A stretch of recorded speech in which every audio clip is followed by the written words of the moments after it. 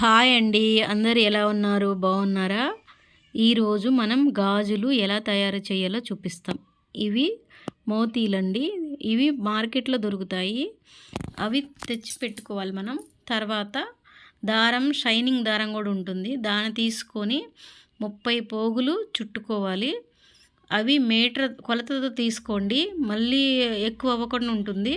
అలా 1 మీటర్ కొలతతో తీసుకుంటే 30 పోగులు ఇవి సరిపోతుంది. వీటిని మళ్ళీ మనం మంచిగా ఇలా చుట్టుకోవచ్చు. గమ్ము పెట్టాలి ఫస్ట్ స్టార్టింగ్‌లో. గమ్ము పెట్టిన తర్వాత ఇలా నిదానంగా చుట్టాలి. అట్లా గట్టిగా చుడితేనే ఆ గాజు బావుంటుంది. అంటే లేకపోతే ఉగ్గులుగ్గులుగా వస్తే బావుండదు. ఇప్పుడు అంతా చుట్టిన తర్వాత మళ్ళీ గమ్ము లాస్ట్‌లో అంటించి దాన్ని ఒక లెవెల్‌లో అంటే ఒక రౌండ్ చుట్టాలండి. చుట్టిన తర్వాత దాన్ని మళ్ళీ మనం మొత్తం నీట్‌గా ఇలా అద్దాలి.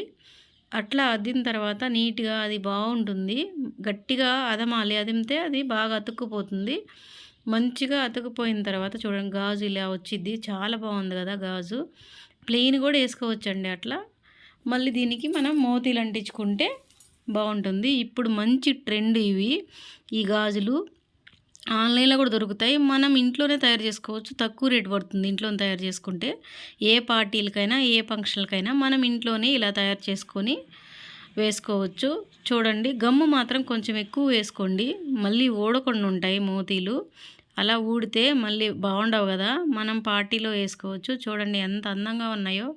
మీరు కూడా ఇలా ఇంట్లోనే తయారు చేసుకొని ఏ పార్టీకైనా ఏ ఫంక్షన్కైనా మ్యాచింగ్ గాజులు వేసుకోండి. చాలా అందంగా ఉంటాయి. ప్లీజ్ లైక్, షేర్, సబ్స్క్రైబ్ చేయండి.